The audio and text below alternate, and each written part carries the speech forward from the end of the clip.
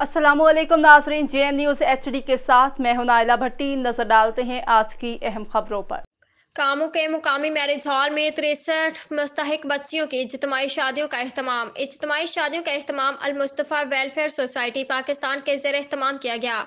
हमारे नुमाइंदे अब्दुल जब्बार अंसारी की रिपोर्ट के मुताबिक अल मुस्तफ़ा वेलफेयर सोसाइटी पाकिस्तान के ज़ेर एहतमाम 2007 से अब तक 912 इज्तिमाई शादियाँ हो चुकी हैं। इज्तिमाई शादी में हर बच्चे को तकरीबन 1,50,000 रुपये का ज़रूरियात ज़िंदगी का सामान जहेज भी दिया गया।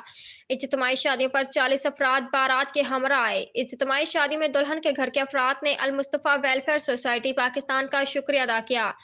अल मुस्तफ़ा वेलफेयर सोसाइटी पाकिस्तान हर साल में 2 दफ़ा फ्री आई मेडिकल कैंप का इनकाद भी किया जाता है, जिससे अब तक सैकड़ों की तादाद में लोग मुस्तफ़िद हो चुके हैं। इज्तिमाई शादी में मुख़िर हज़रात ने भी शिरकत की। अल मुस्तफ़ा वेलफेयर सोसाइटी पाकिस्तान ने इस मौके पर आवाम की सहूलत के लिए 2 एम्बुलेंस का आवाम को फ्राहम की। इस मौका पर अल मुस्तफ़ा वेलफेयर सोसाइटी पाकिस्तान के सरपरस्त आला अलहाज अमजद अली चिश्ती ने मुख़िर हज़रात का शुक्रिया अदा किया। उन्होंने मज़ीद कहा कि इस कार्य खैर में हर आदमी को अपना हिस्सा डालना चाहिए ताकि माशरे से बुराइयों का खात्मा हो सके। किसी का घर आबाद करने से ना सिर्फ लोगों की मदद हो सकती है और निकाह को आम किया जाए।